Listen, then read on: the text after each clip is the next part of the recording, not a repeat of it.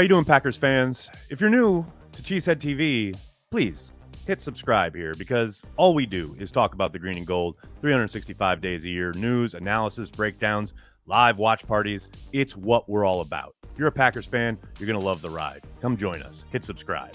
So we're heading into Halloween in a few weeks, which also doubles as the NFL's trade deadline, which isn't that perfect.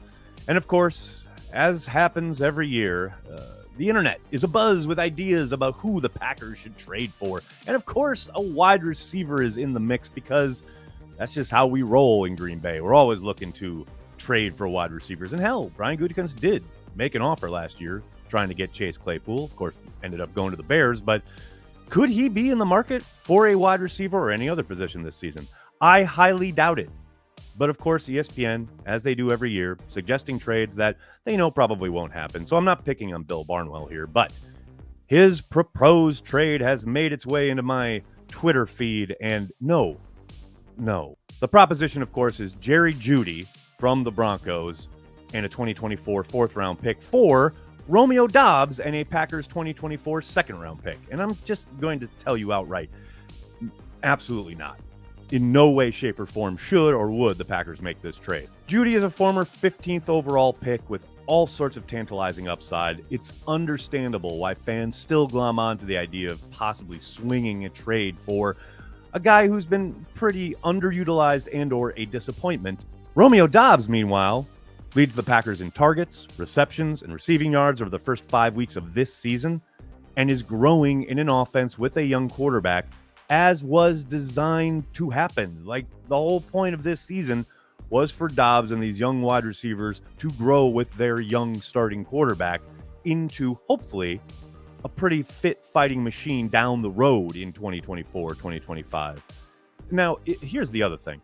I don't doubt for a moment that Jeudy would be a pretty exciting addition to the Packers offense in time. Don't forget, he's got to learn the offense, though. He did play in Nathaniel Hackett's offense last year, who was in Green Bay with Matt LaFleur. Got to think there'll be some crossover there, probably some similarities in verbiage, etc.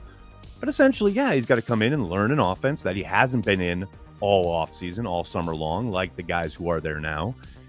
And Jordan Love's got to figure out how he operates and vice versa and things of that nature. But all of that aside, that's not even the main point here. The main issue is you don't just trade for players, you trade for contracts. Jeudy's in the last year of his regular 4-year deal, though he does have a 5th-year option available because of the fact he was a first-round pick. That option would be close to $13 million fully guaranteed for 1 year. Now, this would be providing that the Packers wouldn't have to or wouldn't give him some kind of extension after trading for him, which they probably would, but he's in line to make a good hefty chunk of money in 2024, whereas Romeo Doubs, he's about to make $3 million on the rest of his rookie deal. He's only in year 2, and he is dirt cheap these next 2 seasons. As he's growing in a Packers offense with a young quarterback who clearly has a connection with him, it just doesn't make a whole lot of sense to ship him off after everything you've poured into the player, by the way, trying to develop him, trying to build him up and bring him along with your young first-year starting quarterback, and then ship him off and his advantageous contract for a guy who, yes, athletically is tantalizing, but will cost you an arm and a leg, doesn't know the offense, probably won't see much of a return on that investment, maybe down the stretch this season, but probably not until next year. None of this makes sense to me, and probably to the Packers. So I'm not really picking on ESPN here, but I know I get people in my mentions, in my inbox, talking about, I saw this on ESPN. No, there's a reason that these probably won't happen trades are classified as probably won't happen, because they probably won't happen. And there's a good reason for that. What do you guys think? Who should the Packers trade for that's realistic? Let me know in the comments section. And then hit like and hit subscribe and tell your friends and tell your family.